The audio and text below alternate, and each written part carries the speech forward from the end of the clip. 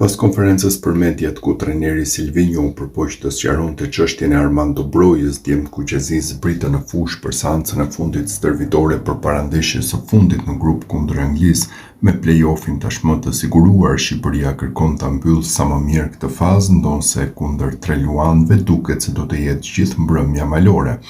Grupi i lojtarëve duket në formë, teksa merr këshillat e fundit nga Silvinho në prag të sfidës mbyllëse, ndoshta me mendjen te kundërshtarët e mundshëm me të cilët do të përballemi në fazën e play-offit.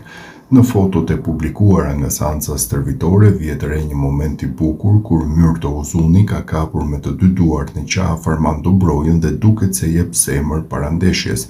Broja u bë protagonist negativ në sfidën e fundit me Andorrën, pasi mezi u ngrit nga stoli për të festuar me shokët dhe tifozët arritjen historike të kualifikimit për në play-off.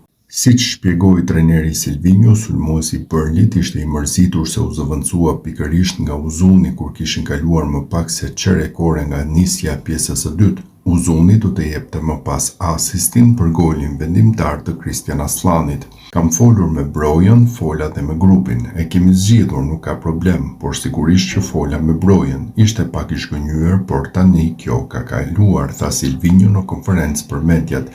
Ishte i zhgënjur që u zëvendësua, por nuk e di pse ishte kaq i mërzitur, por e zgjidhëm, nuk kemi probleme, tha Silvinho mëtej. Mbetet për t'u parë se si ka qenë rezultati i kësaj bisede dhe nëse Broja do të jetë të dielën në fushë si titullar apo do të ulet në stol.